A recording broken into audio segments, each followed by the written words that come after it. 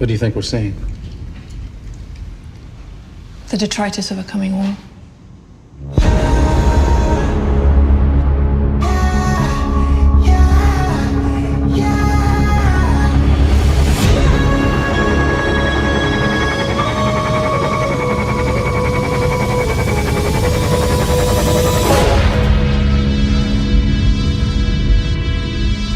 What's going on, everybody, and welcome to another review. Today I will be talking about Tenet, also known as Mindfuck, because that's pretty much how I can safely describe this movie, because it definitely was that. It was also one of the most anticipated films to come out this year, but of course, due to the virus and everything like that, it kind of prevented the movie from coming out on its original date, which was in July. So this was basically supposed to be a summer movie. And before I really get into the review, I have to say this. I think Christopher Nolan be on something or some things when he's writing the movie scripts or coming up with the treatment for the movies that he does outside of maybe the Dark Knight series, where we know that makes sense because, it's Batman. You can't really mindfuck us with Batman and everything like that. But, this is the guy who made stuff like Inception and all types of things like that. And I had to watch that movie a couple of times to really grasp what the concept of that movie was. And I might have to watch this one again to catch it as well. But pretty much the movie was about John David Washington character. I really didn't even catch his name because I don't think they really gave his name in the movie unless I missed it. And that could have been one of the things that I missed. And he basically plays a special agent who is on a mission to stop World War III from occurring. And it's like a world of, I would say, time bending. I wouldn't say time travel, so to speak, because in the movie they didn't really say it was time travel. It was more like time bending. So it's like, at times it's like you were seeing the past and the present at the same time, but also it affects the future. It's like I said, the movie is a mindfuck. It really is. I would highly suggest that you don't go and see any of these type of movies intoxicated or high, because you may not catch it. You have to be like completely sober when it comes to these type of films. I will say that one of the best parts about this film was the special effects. The special effects department for this movie has to be elite. I would have made sure that if this was my project, that they would have got paid top dollar for this, because they went in on the special effects. I mean, seeing everything go backwards in time and to see things not only go backwards but go forward and stuff like that, that was just amazing to see. And any Christopher Nolan film that comes out is always automatically going to be something that's made for an IMAX screen. Now, unfortunately, I didn't watch it in IMAX, but I did watch it in Dolby, what's it called? Dolby Cinema, Dolby Digital, something like that. And it was just as good. The sound effects. This movie was so loud. It came in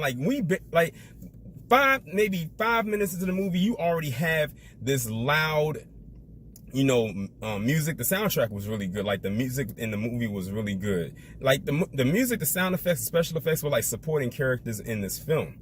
And that was just amazing. Like I said, I had said in my mind when I was in the theater, I said, this stuff is so loud, it could wake up a person who was once deaf in their life, who is now dead. They could bring them back to life and have good hearing. That's how intense the sound was in this film. Like, if you go see it in the format that I did, you can hear the noises rumbling all over the walls and the seats vibrating and all types of stuff like that. So it was almost like you were in the movie. And also Robert Pattinson was in the movie as well. As we all know, he's about to be playing Bruce Wayne, the Batman, in this movie called The Batman that's supposed to come out next year. How he looked in this movie, in my opinion, is how he should have looked, or how he should look in The Batman. Like how they have him look, he looks like he's Bruce Wayne. Now, I don't know how who the makeup people who are behind The Batman, but that does not look like Bruce Wayne to me. A lot of people had some issues with that. I had some issues with that because I'm like, that doesn't look like Bruce Wayne to me at all. And he basically played John David's, I don't want to call him a sidekick. He was basically like his partner. And he definitely had a huge part to play. And the crazy part about it is, I was thinking going into this movie that something was going to be kind of off with his character or something up with his character, but it really wasn't. He didn't turn out to be who I thought he was going to be. like I said, it was a very mind-bending type of movie, but that's the type of movie that Christopher Nolan makes outside of the Dark Knight series, the Dark Knight trilogies and everything like that, and probably one other movie. But other than that, this is the lane that he has carved out for himself. Now I see why they were pressed to get this movie out there, because they like, look, we filmed this movie on IMAX cameras. That stuff is very high into our budget, and we have to make this money no matter what. Now, I don't know what it's going to do numbers wise, because you know we're still in the midst of this pandemic. A lot of people still aren't going to the movies like that. A lot of movies aren't really open at the moment. They're still like doing a slow open and everything like that. But like I said in my New Mutants review about a week ago, that this is the film right here that's going to really determine the shape of how movie theaters are operating going forward. So they're really heavily relying on this film to do well numbers wise. I think they've actually also already have released this movie overseas.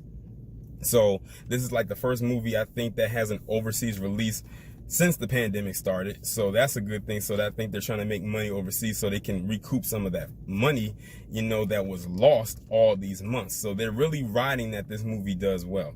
But this movie was very good. Like, it's very hard for me to explain how this movie is, because like I said, I'm not gonna say it was all over the place, because I'm very sure that there is a solid plot there.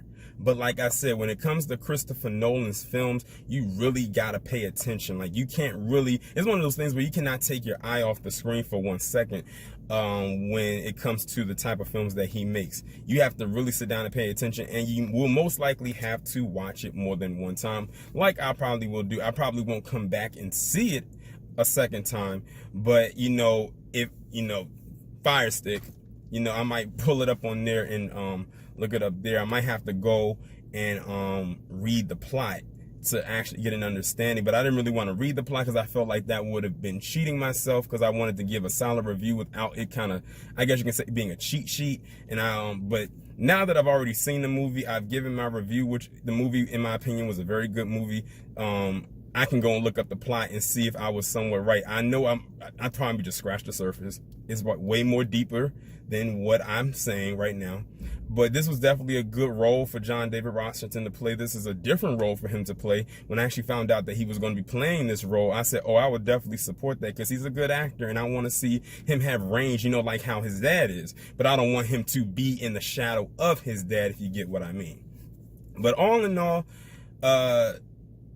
Tenet, good movie.